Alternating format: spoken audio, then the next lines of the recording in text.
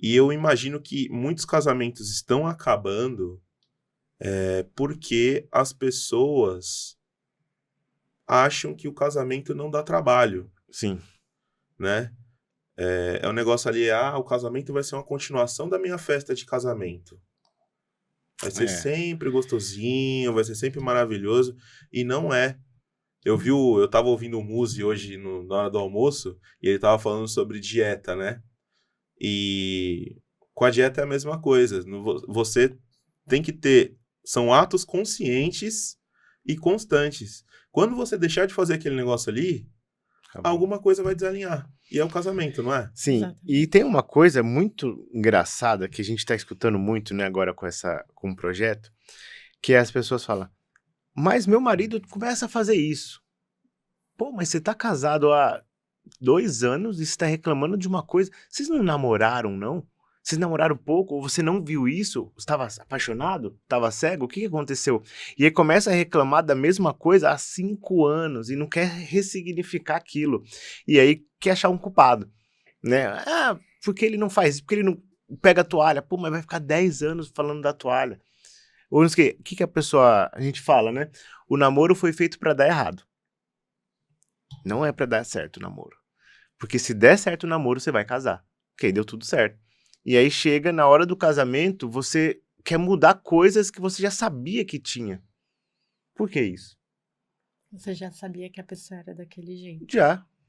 Mas eu acho que tem coisa que, por mais que você namore com a pessoa É só no casamento. anos e anos e anos, você só vai ver quando você tá debaixo do mesmo teto, não é não? Eu acho. São por isso que separa, né? Eu acho, mas aí entra aquela primeira questão que eu falei. É você estar disposto a mudar.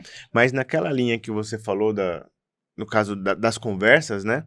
Eu e a Jéssica tem essa premissa de não pode brigar, não pode dormir separado e não ficar sem se falar. A gente não fica sem se falar, a gente não dorme brigado. Dá um tempo, respira, vai lá fora. Antes de deitar, tem que conversar. Pra não dormir de mal, no caso, ou dormir um no sofá, não pode, tem que dormir junto. Uma coisa assim que eu sempre falo se tá muito nervoso, os dois tá muito nervoso, não vai conversar naquela hora porque você não tá oxigenando sua cabeça e vai dar ruim. Sim. Você vai entrar ali num estado ou de atacar a pessoa ou de fugir.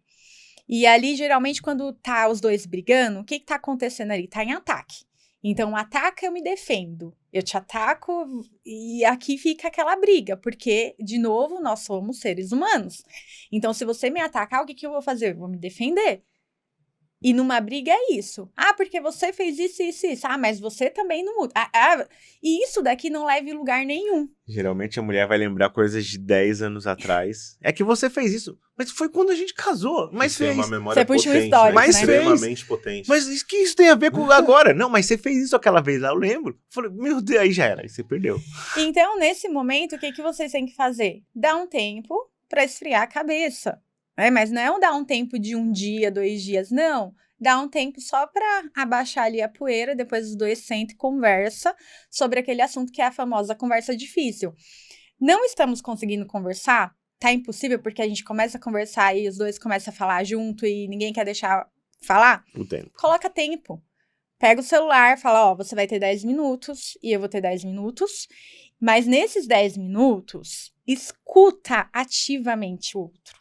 Então, você tira o seu óculos, coloca o óculos da outra pessoa e fala assim, deixa eu tentar enxergar como essa pessoa está enxergando. Porque esse é o segredo, na verdade, de todas as relações.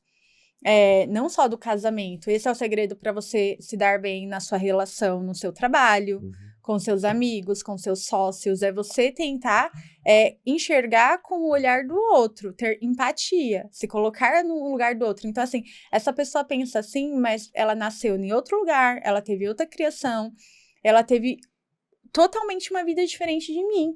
Então, eu tenho que ter empatia e tentar entender como que ela tá vendo o mundo, por mais que isso seja difícil. Entende? Então, assim, para uma briga passar de ser briga para ser uma conversa difícil, saudável, que vai levar a gente em algum lugar, esse é o primeiro ponto. Qual que é o segundo ponto? Alinhamento. Então, depois, na conversa, vocês pegam um papel mesmo, como se fosse uma empresa. Numa empresa, você não faz isso, você não entra numa sala, você não pega um papel, não anota, não tem pauta, não tem ata. Faz isso. Então, eu faço isso com o Júnior. A gente vai falar disso, disso, disso. E várias vezes eu cheguei nele e falei assim, o que você quer que eu melhore? E falei, eu quero que você melhore nisso. Tem como? E a gente entra um alinhamento. E às vezes, nem tudo a pessoa vai conseguir melhorar de uma hora para outra também. Então, você também tem que ter o quê? A paciência depois. Faz o alinhamento, coloca prazo, coloca tempo, fala assim, aí, como tá? Nessa vez que o Júnior, ele tava meio assim para estudar, ele não tava querendo estudar muito, eu vi que ele tava meio que acorda, trabalha, e isso começou a me incomodar. E teve vezes que já aconteceu comigo também, no passado, que inclusive ele me indicou podcast, me indicou jogos, porque eu tava esquecendo muito as coisas. Eu tava esquecendo tudo. E ele falou assim, ó, faz isso daqui. Então, assim, é um ajudando o outro, sabe? E eu coloco o tempo. Eu falo, e aí, meu amor, quanto tempo você consegue melhorar isso? Escolhe um livro, escolhe um curso, faz um podcast que Hoje seja. ela mandou eu voltar pro jiu-jitsu. Hoje eu falei pra ele voltar pro Gil, porque eu percebo que quando ele tá no Gil, ele fica mais disciplinado, ele fica mais forte, ele fica mais focado. Então, assim, não sei se tem alguma explicação por trás disso, porque eu não entendo de luta, mas eu, como esposa, eu identifiquei isso. Assim como ele já identificou que tem coisas que me acalmam, como, por exemplo, fazer devocional. Ele sabe quando eu não fiz e quando eu faço, só pelo meu comportamento, pela minha energia, como que eu tô. Então, quando eu acordo, eu faço devocional, ele vê que eu tô mais calma, eu fico um dia ali mais tranquila, e quando eu não faço, ele vê que minha energia tá um pouco mais estressada. Até as crianças percebem. Então, assim, a gente com o tempo vai percebendo o que faz bem um pro outro e a gente vai incentivando em fazer mais. Legal. Eu sempre fico associando várias coisas enquanto vocês estão falando.